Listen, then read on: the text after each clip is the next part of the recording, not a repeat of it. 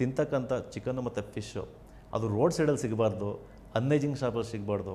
ಒಂದು hygienic shop, well equipped ಶಾಪಲ್ಲಿ ಸಿಗಬೇಕು. ಯಾಕಂದರೆ ಇದು ಫುಡ್. ಸೊ ವೆಜ್ ಆಗಲಿ ನಾನ್ ವೆಜ್ ಆಗಲಿ, ಇವತ್ತು ನಮ್ಮ ಇಂಡಿಯಾದಲ್ಲಿ ಆಲ್ಮೋಸ್ಟ್ 80% ನಾನ್ ವೆಜಿಟೇರಿಯನ್ಸ್ ಇದ್ದಾರೆ. ಇವನು ಕರ್ನಾಟಕದಲ್ಲಿ 78% ಇದ್ದಾರೆ. ಸೊ ನಮ್ಮ ಪಕ್ಕದ ಆಂಧ್ರದಲ್ಲಿ, ಕೇರಳದಲ್ಲಿ ಆಲ್ಮೋಸ್ಟ್ 90% ನಾನ್ ವೆಜಿಟೇರಿಯನ್ಸ್ ಇದ್ದಾರೆ. ಸೊ ಈ ಫುಡ್ ಬಂದು ಒಂದು ಹೈಜಿನಿಕ್ ಶಾಪಲ್ಲಿ ಸಿಗಬೇಕು ಅನ್ನೋ ಕಾನ್ಸೆಪ್ಟನ್ನು ನಾವು ಅವತ್ತು ಸ್ಟಾರ್ಟ್ ಮಾಡಿದ್ದಕ್ಕೆ ಇವತ್ತು ನಾವೇ ಬೆಂಚ್ ಮಾರ್ಕ್ ಆಗಿದ್ದೀವಿ. ಇವತ್ತು ಯಾರೇ ಬಂದರೂ ಕೂಡ ನಮ್ಮನ್ನು ನೋಡ್ಕೊಂಡು ಮಾಡ್ತಾ ಇದ್ದಾರೆ. So we are really proud for, ಖಂಡಿತ ಹೆಮ್ಮೆ ಇದೆ. ಸೊ ನಾವೇನು ಸ್ಟಾರ್ಟ್ ಮಾಡಿದ್ವಿ, ನಾವು ಅದಕ್ಕೆ ಬಿಟ್ಟೋಗಿಲ್ಲ.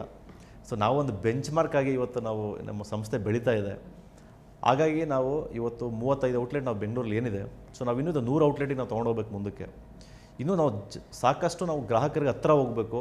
ಅವ್ರಿಗೆ ಒಳ್ಳೆಯ ಪ್ರಾಡಕ್ಟನ್ನು ನಾವು ಅವರ ಮನೆ ಬಾಗಿಲಿಗೆ ತಲುಪಿಸ್ಬೇಕು. ಅವರ ಮನೆ ಹತ್ರನೇ ಹೋಗಿ ನಾವು ಔಟ್ಲೆಟ್ಗಳನ್ನ ಮಾಡಬೇಕು ಅನ್ನೋದು ಭಾಳ ಒಂದು ಒಳ್ಳೆಯ ಉದ್ದೇಶ ಇಟ್ಕೊಂಡಿದ್ದೀವಿ.